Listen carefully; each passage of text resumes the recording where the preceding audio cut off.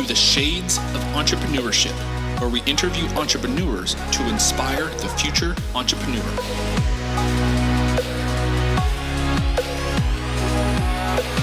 I'll be your host, Mr. Gabriel Flores. So grab a drink, sit back, relax, and enjoy the show.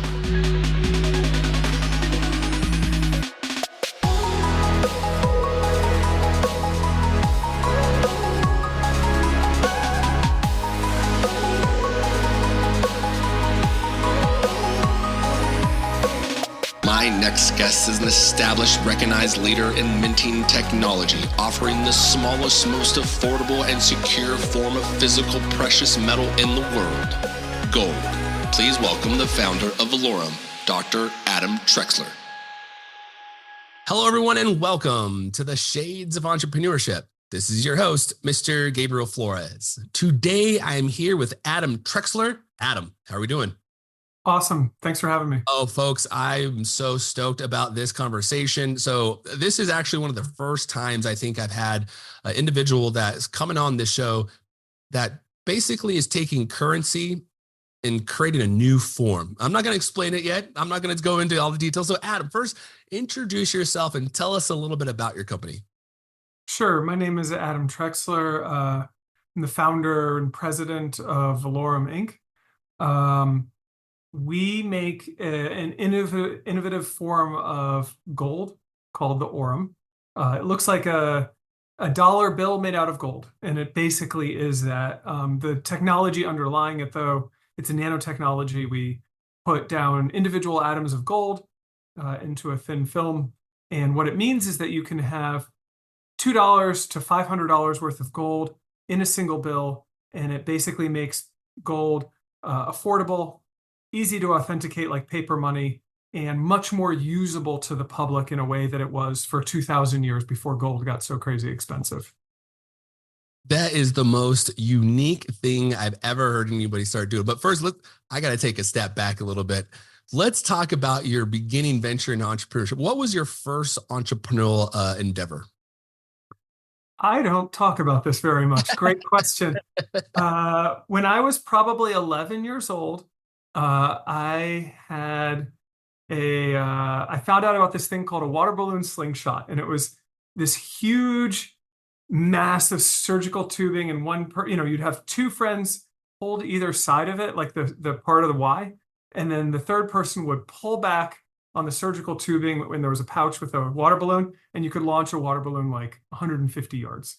And I found out about this, and it's kind of funny, but negotiated to buy them wholesale and then advertise them in the backs of magazines in the classified section, which most of your viewers will not remember, but it used to be the Popular Mechanics, Popular Science, major magazines. You would have these little ads, and I used to buy stuff out of them when I was like 8 years old. But I sold these water balloon slingshots. I had a phenomenal margin. And I don't know, I think I sold them for 2 or 3 years that way. And it was a pretty fun little project. That was the first time I ever had an entrepreneurial project. I love it. So it sounds like you had the entrepreneurial itch at a very early age. I did. And I came from, my dad had worked as a CFO of a company that went public. He later worked in venture capital. And so, I was around it and really had some real help and kind of a leg up in that way as I founded Valaurum. That's a one beauty. I feel like one thing I have a 4-year-old and a 1-year-old folks. And one of the things I constantly do is I take them out to they probably sat in more board meetings than they probably care to have throughout their life already. But again, it's like the exposure, the experience, you start to learn things, and especially at a very young age. And now after you started doing slingshots, which I got to tell you folks, I remember those things. You had the two people on the sides, arms straight up, and those things would launch. I love it. Yeah. What did you transition into after that? I went to high school, college. I actually worked through my dad with a number of startups in my early 20s. None of them really struck my fancy, but I was in that world. I was in the venture capital world. I was working kind of with angel investors, and then on a number of startups that didn't really particularly go anywhere. And I said, this isn't really for me. I just didn't have a passion for any of the products or any of the startups. The money itself was fun, but not for me. And so I did something totally non-remunerative and became a teacher. And started an academic career, and got my master's and my PhD in the history of money, literature, culture around money. And I was just fascinated by all sorts of questions about what is money, why is money what it is, how has that changed in history, and thought I'd be doing that. I had a pretty successful academic career with appointments and postdocs and that sort of thing, publications, and I learned about this basic technology to atomically deposit gold onto a rectangle with an appreciable amount, and I just was transfixed. And I spent about 9 months kind of researching it and getting involved in that and talking to the engineers who had really started it. And I said, I gotta found a company around this. And I left my academic career and started Valaurum in August 2012, and went from there. I love it. And I'm gonna have to pick your academic brain a little bit here, because I mean, entrepreneurs, right? Our goal is kind of essentially to establish generational wealth, right? And build and support generational wealth for ourselves and our communities. Now, with that said, give us a quick synopsis about money. What is money? How has it changed throughout history? Oh, great question. The classical definition of money is that it has three features. It's a means of exchange, or a medium of exchange. So, you have something I want, I give you that. I give you the money, I get the thing, and we don't have to run around bartering goats for carpentry work. I don't have to find a carpenter that wants my goat to get something made in my house. So, it's a medium of exchange. It's a unit of account. So this is how we count lots of stuff in a modern economy, whether it be the value of labor, how much I have in my bank account, everything else. It's a unit of account. And then the third thing is it's a store of value. And the idea of a store of value is you can imagine if all we had for money was apples, as soon as your apples rotted, you'd be in trouble, right? But what we need to do is be able to plan, accumulate, and spend in different time levels. So saving for your retirement is one of the key ideas of that kind of store of value function of money. And all different money has different qualities of these three units. But that's the kind of basic thing. Now, what's really interesting is we are living in a time of tremendous monetary innovation. And so you have all sorts of technology that is sitting on top of classical money, or is taking some features of classical money and doing really interesting things about them. And in that sense, the last, I would say, 20 years have been transformative to how money functions. I don't think we're done with that, but I think it's a really exciting time, and Valaurum is leading the forefront of some of that innovation. Yeah, let's actually get into Valaurum a little bit. So you said you were studying or kind of researching it for almost a decade, right? And started to Sorry, I researched it for like 9 months. Oh, and okay. I'm in. Yeah. And then perfect. I love it. Yeah. Decade, 9 months, same difference. There's a 9 in there somewhere, folks. Now, let's take us through that process. So you get to research and you're like, okay, I'm in. What does that first step look like? You mentioned nanotechnology. So maybe first talk a little bit about nanotechnology, and then talk about how you were able to kind of get into that vertical. Yeah. So, I'm really indebted to two serial inventors, Paul Diffendeff or Laurie Johansson. They started working on this technology, and um, excuse me, it's a coding technology. So what we're doing is there's a process called sputtering. Nobel Prizes were won around it. But what you're doing is you're creating a plasma, and the highly charged ions in that plasma will hit a gold plate and break off individual atoms of gold. And then those gold atoms land on a thin film. Just think of gold falling onto a piece of plastic like it's snow. Excuse me. What makes this a nanotechnology, though, is first of all, we're working with individual atoms and plasma and things like that. Second of all, we're able to control that coating thickness to an extraordinary extent, to a dozen or 2 dozen atoms. So, we have better than 1% control over gold that is 1% the thickness of a human hair. We're talking billions of meters in terms of what we're measuring and depositing. Billions. So, you'll remember centimeter, that's 100th. We're talking about billions here.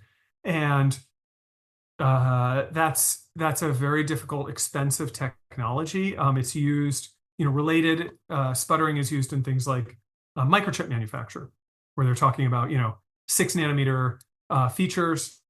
They use gold as well.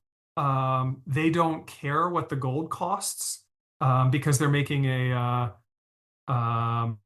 chipset, a wafer that's $10 million. What we're doing and what we've had to do is really push that sputtering technology in some very distinctive ways. But we sell products for $2 that have an appreciable amount of gold in them. So, we've really had to do a tremendous amount of innovation to make that marketable, but also to have it work and not be this disintegrating thing, but actually live in people's wallets or on a shelf for 20 years. Yeah, and that was actually going to be one of my next questions is how do you kind of make it so it's it's not going to destroy itself, right? So this investment $2, whether it's a $2 investment, Yeah. right? At least you have some ROI in it. How do you kind of make sure it's durable? Yeah, I mean, that's 12 years and counting of research. Uh, um, there are real problems with this. It wants to fall apart. We're at the point now where you can send our bills through the washing machine and they'll basically be fine. They're very tough, but that wasn't a straightforward process, and there's a lot to do with the polymer, the unique properties of that, how we deposit the gold, and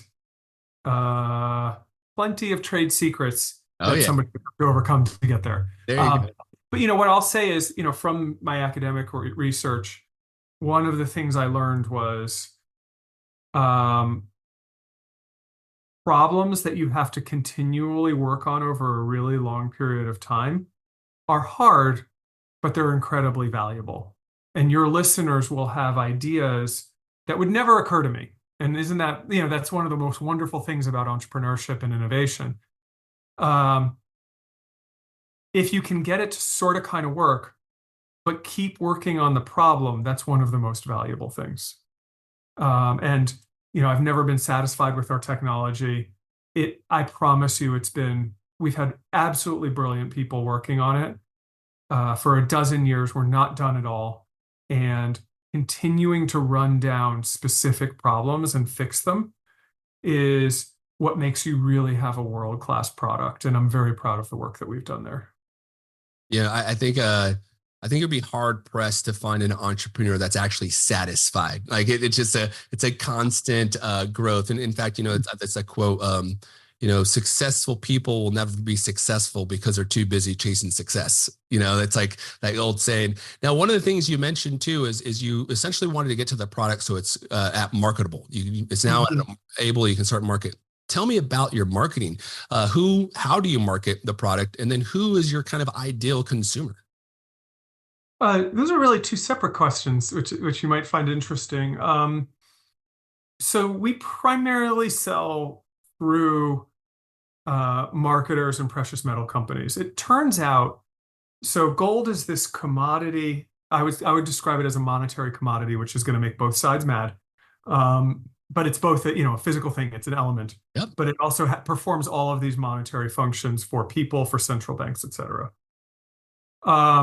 It's an enormous market.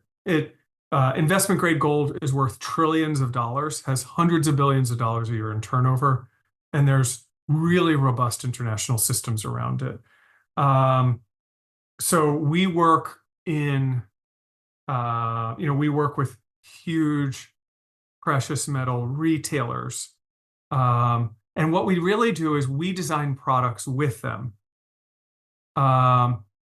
Why people buy gold turns out to be very cultural. And so my PhD was more relevant than I thought, just to have that insight.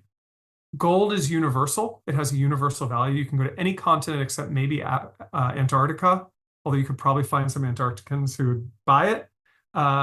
It's universally valued, but the reasons people buy it are incredibly culturally specific.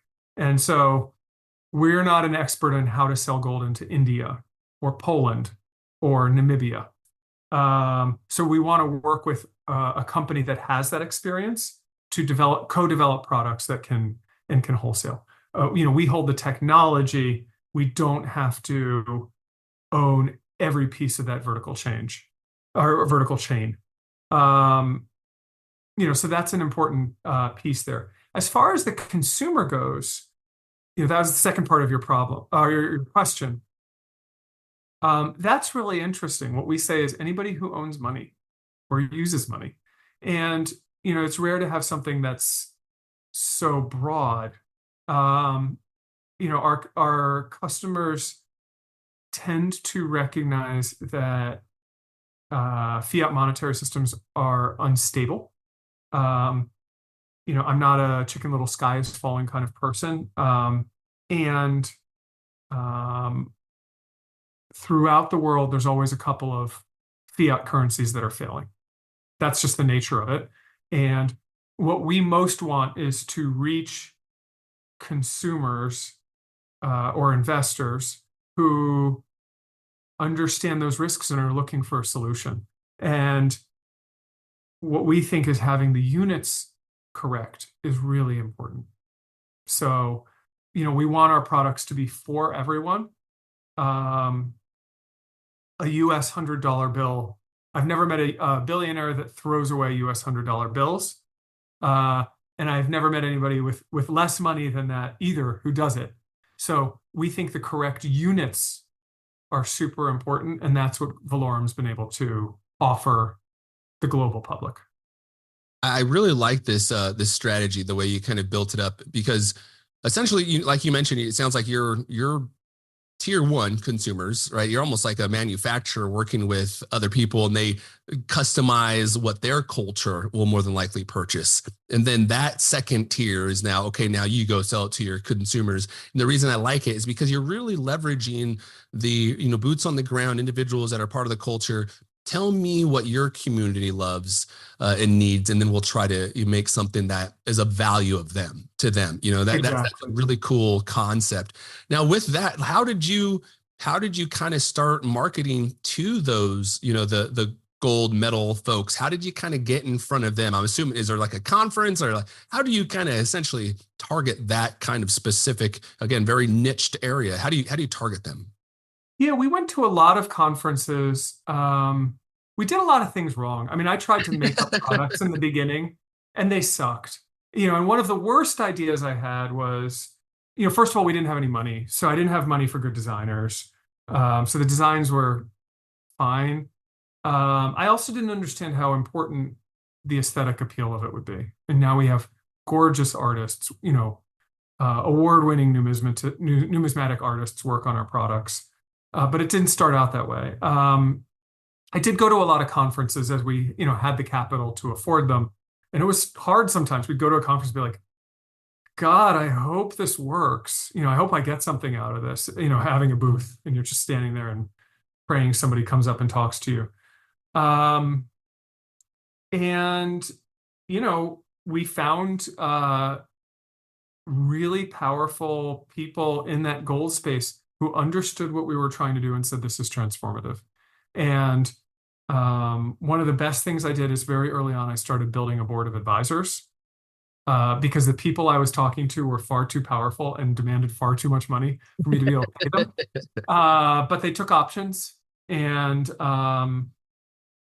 we had phenomenal people help us on our way. Yeah.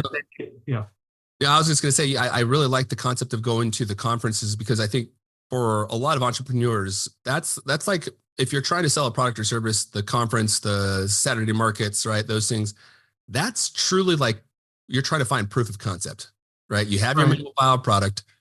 Is somebody willing to reach in their back pocket and pay you for what you have, right? And that's the tricky part. And then you mentioned, bringing on in the advisory board, and tell me a little bit about that and the importance of that and how it helped you and your company continue to move forward, the advisory board specifically. Yeah,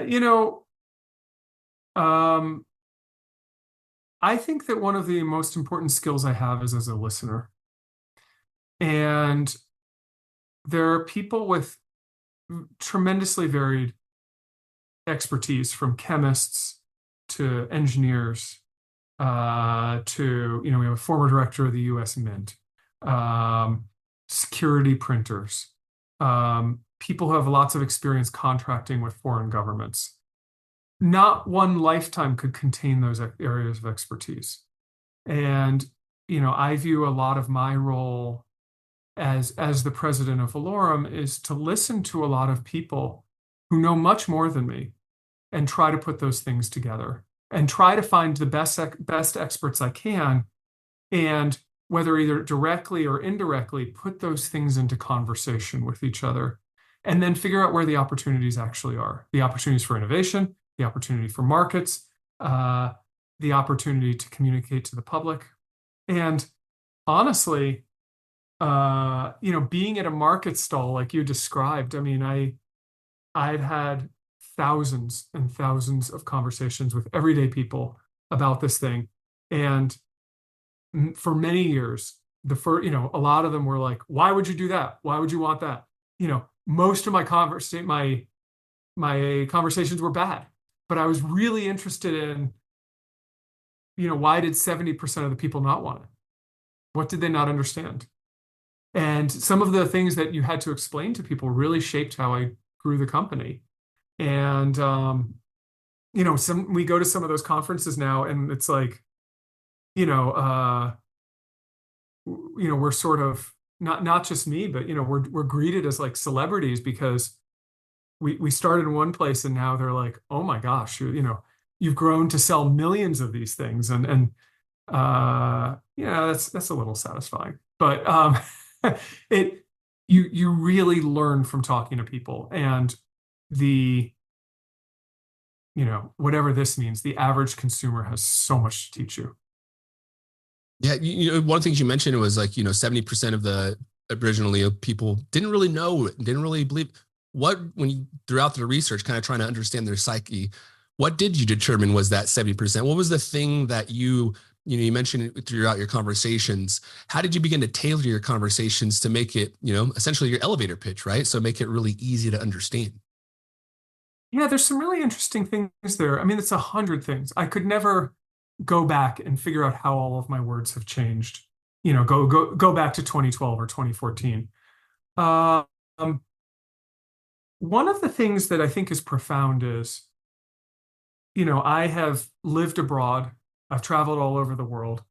I'm very focused not just on the highest end investors, but consumer behavior all over the world. And I was thinking a lot when I founded the company of things like, in the early 2000s, throughout Mexico, throughout Asia, telephone credit cards, the cards that you would use to charge up your cell phone, these became currency all over the world. And the cell phone companies actually became currency creators. And that's kind of gone away. But it was a really interesting moment. And there's a dozen things like that.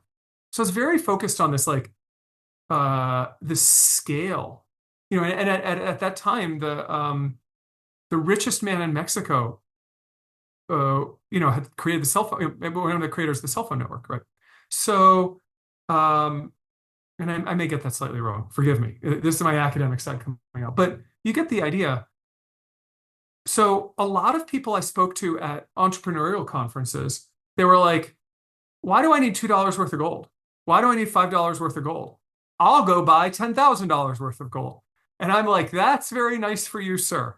However, there are a couple billion people who desperately want to own gold, who live in unstable currency regimes, who can't afford a $2,500 coin. And the collective value of that is trillions of dollars. Just as importantly, I challenge you, sir, and I would never say it so confrontationally.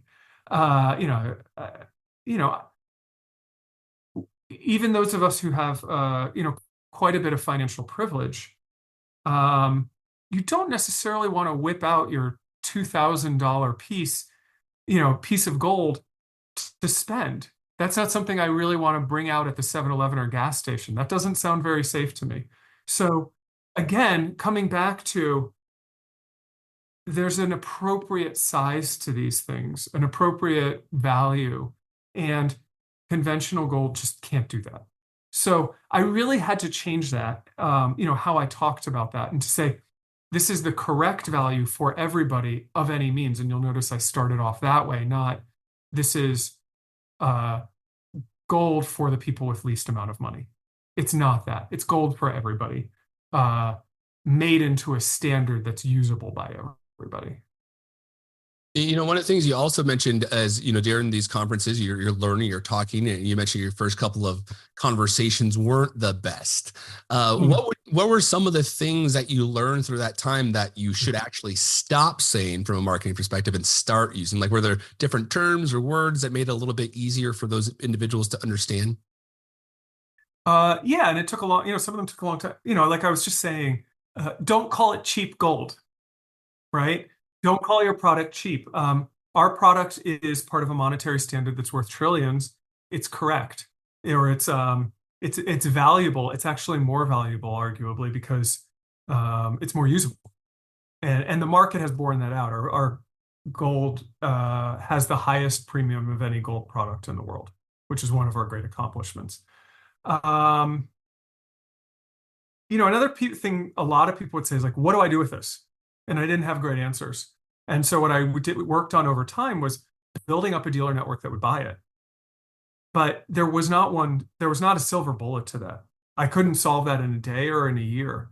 And so I worked for 10 years, and we continue to work so that there's a great redemption network of places, credible deep market makers who will buy it back. Because if you can't do that, what are you doing? It's just a trinket. The other funny thing is, I would want to put it into people's hands, because without them touching it and seeing it, they kind of didn't get it. And I had so many people think it was a free sample and try to walk off with the gold. And so learning to, ideally politely say to people, oh, that's for sale, or, oh yeah, please can I have that back? Was very awkward, but it's something I had to go through. That is too funny. And, one of the things you just mentioned also was usability. And Yeah. it sounds like you were able to kind of identify a network of individuals that would, in fact, allow you to utilize the currency, correct, that you create. Is that correct? Yeah, two things there. So one is dealers. So, a dealer, by definition, they'll sell our product, but they'll also buy it back. But more importantly, what I did is I decided we weren't going to be involved in creating the network that way. And we would let a marketing company do that in the way that they saw fit. So, one of our customers that's the most successful at that is Goldback. And they've created a whole barter network across, I think, 6 states at this point. It's expanding all the time. But they have thousands of businesses where you can spend gold voluntarily. And that's an extraordinary grassroots movement. But they're, you're able to buy insurance, buy groceries, buy gas, have your house remodeled. When I went to Utah, I ate breakfast, lunch, and dinner, all with gold. And they've done a great job of that, and my hats are off to them. And what became very clear to me was that Valaurum couldn't do everything, and we would be most successful if there were a lot of stakeholders making a lot of money alongside us. So I wanted them to do that, and I know that Valaurum is not going to be able to create a network like that in Turkey or in India. We're just not going to be able to do that. We're never going to have the capital to do that. We don't have the cultural expertise to do that. We don't have the business connections. So let lots of people make money. That's been my philosophy. And if you have the incentives right so that lots of people can earn, lots of people can participate in what you're doing, I think that's where you're really successful, is if you're making lots of people successful. Yeah, and I wish more entrepreneurs would have that mindset. One of the things you mentioned several times now was value, right? Not only value to your organization, Valaurum, but then value to the gold people, right? That are purchasing your item, and then value back to the frontline consumer, right? The $2, $5 bill purchasers. That piece is so important. I think entrepreneurs fail to miss that sometimes. It's not about how good, or like you mentioned, cheap. I don't want a cheap product. What I want is value. I want something Right. that fills, whatever the price I paid for it, I'm still getting a value back for it, right? Absolutely. And in that sense, we're competing with consumer products, which often have no value. You buy a Valaurum, if you buy an Aurum from us, or, from a distributor, the extraordinary thing is you're holding something that has had value continuously for 2,000 years, and I don't expect to ever not have value. I have a TV, I have TVs in my house that I need to get rid of, and they're valueless, and they're only 10 years old, right? That's an extraordinary difference to have something of that kind of millennia durability, and that gets back to store of value. So I'm really proud to contribute that, but then also I constantly think about what's in it for other people. And we're still learning about that, and we'll be learning about that as long as I run this business, because if you're not aligning yourself with other people, you're taking advantage of them. And I don't believe that ever really works. We want to contribute value to everybody we interact with. And that means you really have to understand them and really have to listen. Yeah, I love your concept in regarding like making sure it's beneficial for everyone. Some of the folks know that listening. I started a nonprofit Latino founders here in the local area. Our goal is to help scale 100 Latino businesses to $1 million recurring revenue in 5 years. Now, that does not mean push them to venture capital and somebody else take over the business. Not at all. I want to tell you about your MVP, talk about your product market fit, talk about the average cost of a customer acquisition. How do you retain those customers, right? Talking about your sales funnel, your marketing funnel, really get you to a stage where you have operational efficiency, because then you can create generational wealth. My goal, as you kind of mentioned, is our goal is not to exploit our community. Our goal is to put a spotlight on them to create generational wealth. We're not taking any equity in their businesses. We're a full-on nonprofit. I got an executive director we pay, and we continue to scale these either through accelerator or pitch competitions, a lot of different things here locally. But again, it's kind of like the old saying, all boats ride with the tide kind of thing. And I think that's kind of where it seems like you're kind of really truly focusing on that area as well. I think so. I hope so. And what you're doing sounds wonderful. And we, I want to find the win-win.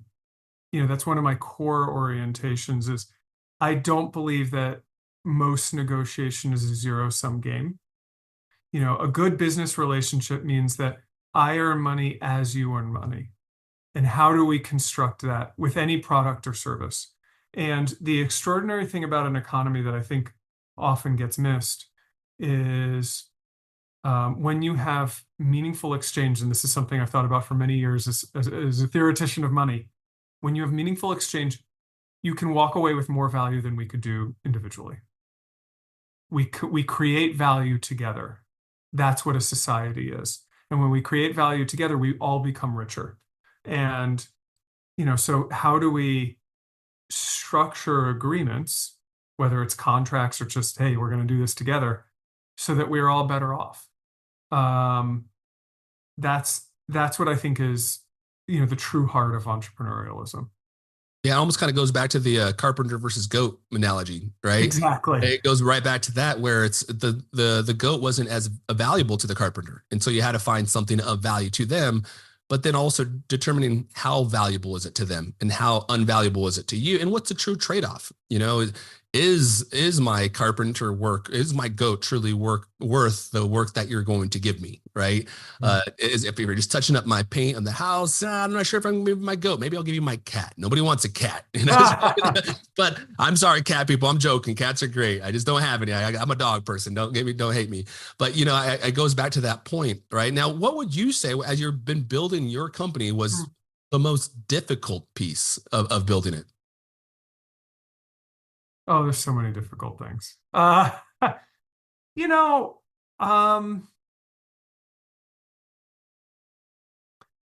thing I'll say is that Valaurum, and I don't think this is true of every business, and it's not even something to be bragged about. It's just a fact. Valaurum is much more complex than my PhD. In terms of stakeholders, in terms of the underlying scientific processes, in terms of the complexity of the way we market. So it's difficult altogether, and bringing all of those elements together, that's really, really hard.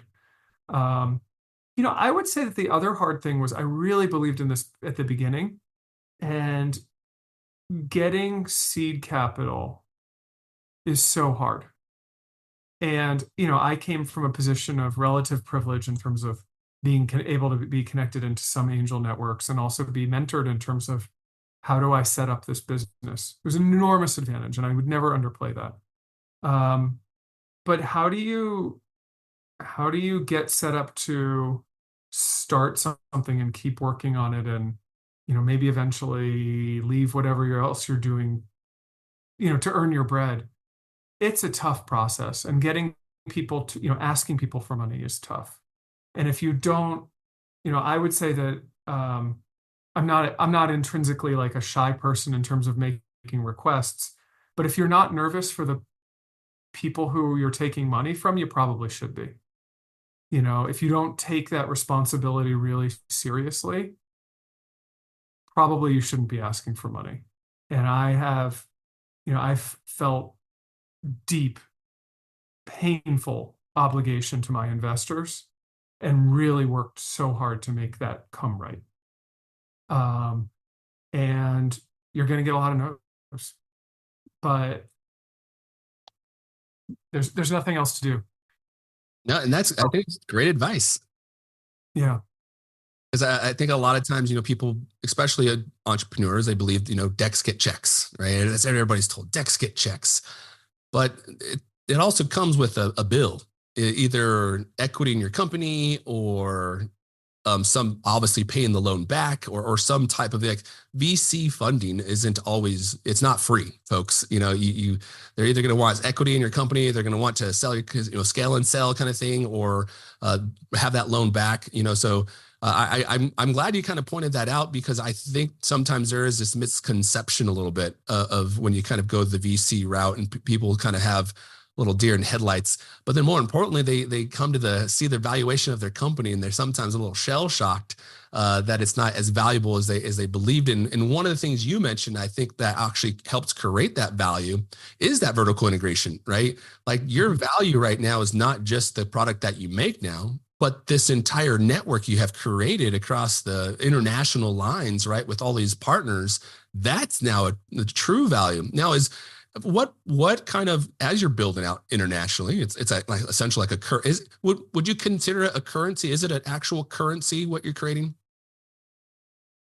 I would say that we make currency products. So we've actually made legal tender currency for 7 countries. We also make what you would call gold bullion, which is gold that you invest in for the gold value.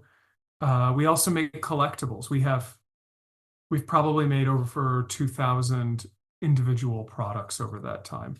So yeah, lots of stuff. Some of it's currency, and all of it has these monetary functions. All of it is a store of value at some level. That's what I was saying. There's all this monetary innovation, and we're coming out with some other stuff that's I'm really, really, really excited about. That's going to change what people understand money to be. Now, without spilling into proprietary information, can you let us know a little bit of some of the things that maybe these listeners could be expecting in the future? Yes, there are a couple of them. One is there are real problems with physical objects that can bear interest, and we're working on something there. So there used to be something called a bearer bond. They're in the original Die Hard. They kind of went out of favor, but it used to be that you could have a piece of paper, and in 10 years it would be worth more than when you started. Typical currencies work the exact opposite of that by design. That's not controversial. The Fed wants inflation. It has inflation targets. A bearer bond is the opposite of that. We have some really interesting products along that line under development. And then the second thing is nobody has been able to make a really good physical form of cryptocurrency. And we have several patents and are working on some really interesting things in that area as well. Yes, I will definitely bring you back to the show when you get to that level, because I would say the concept of cryptocurrency, it's kind of interesting because when you kind of look at it, it kind of generally moves with the market, the general sentiment, right? Because they are relatively big wells, and if they have a majority of the crypto and majority of the stock, and their sentiment is to sell, and they're selling them both, well, then you're going to see a dip in the market. And so I think that's one of the things a lot of folks, in the crypto world have been kind of waiting for, like, hey, crypto was supposed to have its moment when the dollar was super low, right? And crypto was supposed to be that alternative and super high, but then you saw it dip as well. Just the most recent presidential election, you saw the stock market just rip this week, and crypto was right along with it, right? Ethereum and Bitcoin, and reaching these 79,000, I think it's up there now. And so it's very interesting because, to your point, it's not tangible. I can't touch it. I can't feel it, right? I just had and that's not necessarily a problem, because I think for your kind of first wave of cryptocurrencies, primarily their value is around medium of exchange and speculation. What I mean by that is not so much people are not really still buying their Starbucks with Bitcoin, but what's really cool is the idea that I could move $1 billion with a single transmission of as an assignment to Bitcoin. And there's no intermediary to that. I could literally send you $1 billion, or really, I hope, Gabriel, you could send me $1 billion, and there's no bank involvement and nobody to stop it. That's an extraordinary idea. That's a world-changing idea. Having said that, I am not convinced still that traditional cryptocurrency is a store of value. I think it's mostly bought for speculation, which is the exact opposite of a store of value. Having said that, the emergence of stable coins, so Tether, Circle, Kinesis is one of the major, Glint, who are putting other monetary instruments like dollars or gold or their proxies onto a blockchain so that you can have that tremendous performance in terms of medium of exchange, but a different kind of stability or a different store of value. That's really interesting as well. So I'm a student of the space. I've been following blockchain since 2012. We made our first cryptocurrency bill, I think, in 2015. We've been interested in the space. I'm a huge believer in gold, but I also don't think that there's one true standard or one true money. I think I'm a monetary technologist and fascinated by the whole space. I love it. And folks, I gotta tell you right now, me and Adam we're not investors, we're not advisors, we're not telling you how to invest. But At all. Diversification's good. Hey, Yeah. diversification's, in fact, if anybody is out there, I know Adam doesn't want to send me $1 billion, but if anybody's out there listening and wants to send me $1 billion, I will be happy to take it. No problem. Now, Adam, give us what would advice? You've been doing this, for some time now. You're learning a lot of different things internationally and nationally, right? What advice would you have for aspiring entrepreneurs? Oh, so much, and I hope any of it's helpful. I think try to figure out what your product is and what makes it different. What is the real value you're offering somebody? And you don't have to have that perfectly nailed down, but darn it, work on it. Work on it relentlessly. Make your product awesome and never stop working on that and never stop thinking about how do I make it better for somebody, whatever better means. The second thing related to that is, I heard this recently. If you want venture capital, you better be working at a global level. I don't necessarily mean global distribution, but I mean you better be doing something that nobody else can do or on a path to that. And most businesses don't deserve venture capital and don't matter. It doesn't matter. I know so many people who got extraordinarily wealthy doing things that on the face of it anybody else could do, and they just did it better. And that's fine. That's a different kind of entrepreneurship. And it's honestly the way most people make money. But if you want to live in the kind of startup technology realm or, that Valaurum is in, you better do something and you better be relentlessly globally the best. Yeah, I completely agree. And I think a good example would be like Apple, like back in the day when we had just the iPod. Everybody's like, it can't get better than this, right? And then it continued to evolve and evolve and evolve. And now you're like, man, it's evolved so much. Now you're basically competing like Android, Apple, you got all these different ones. Although I'm sorry, Android folks, Apple I still think is king, but nonetheless, right? You're constantly getting better and better and better. And the value back to the consumer, right? Now I don't have the BlackBerry email. I have my own, I have Outlook right there. I have all of these things. So yeah, I completely agree. Just like constantly innovating and there is a lot of money to be thrown around. I think the VCs kind of took a hit during the pandemic. We're starting to see them come back. But at the end of the day, you might send out millions of emails and they'll probably tell you to send your decks and you're probably going to hear a lot of no's and that's okay. Because you'd rather get a no quicker so you understand if you need a pivot and then take those, like Adam mentioned, bring in an advisory board, people that are not close to you, but within that sector, either or vertical operations, marketing, it's individuals that can truly tell you without, you taking offense to it, whether your business is on the right track or if you need to pivot or if you just need to actually go ahead and scrap it all together and start thinking of something new, because those are your consumers, right? And like, Adam mentioned, listening to your consumers, that's why it was important for him to go out, build these relationships at international companies, because they know the consumer, they don't know market, they know how that culture, what they consider valuable, right? And so kind of understanding, like at the end of the day, there's things I know, there's things I know I don't know, but there's so much I do not know that I do not know, and it's those are the areas that, collaboration and relationship building across either national or international lines is going to help you evolve as a business and as a person, right? Culture, just getting culture is going back to Starbucks. You went to Milan and figure out, oh, you want to bring coffee back over here. And that's how we have Starbucks,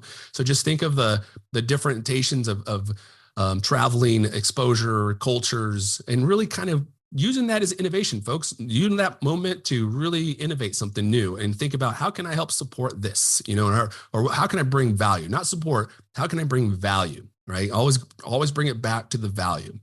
Now, Adam, one of the things, people are interested. Maybe they want to learn more about you. Maybe they want to purchase one of these items. How do they find you online? How do they purchase some of your products? Cool. As far as purchasing it, just Google the Aurum and you'll find literally hundreds of retailers. Some major reputable precious metal sites sell them, and I'll let them, do their own research about where they can find them most inexpensively and, shop around. Our website is Valaurum, VALAURUM.com. And there's a tremendous amount of information about the company, other links, and that's a great place to start to learn more.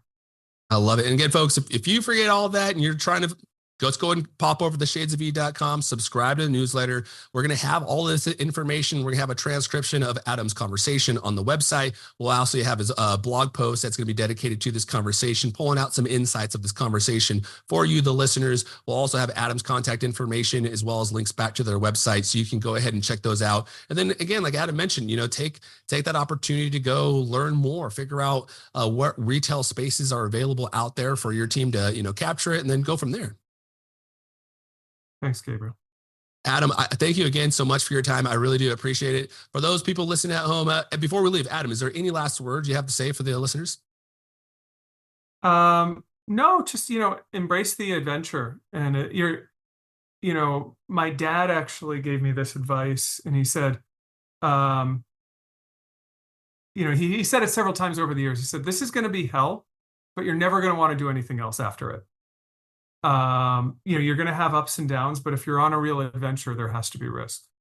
And so embrace that risk, live in it. And, that edge is where you find the real value we've been talking about. If you want an adventure, you have to have some risk in it. That is a quote to live by.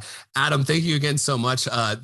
Again, folks, go ahead and check out theshadesofE.com, subscribe to the newsletter. We're going to have all this information, transcriptions, as well as a blog dedicated to this, backlinks, really, really cool stuff. I'm going to go ahead and check it out because I was actually looking at it earlier, and Adam mentioned their artists are freaking phenomenal, folks. Like, you got to check out their website. It's really cool what they're able to do and have gold on it. Again, I was very intrigued. I was really excited about this conversation. So again, folks, please check us out on theshadesofE.com. You can also follow us on Instagram, Facebook, LinkedIn, and TikTok, and just search for @theshadesofE.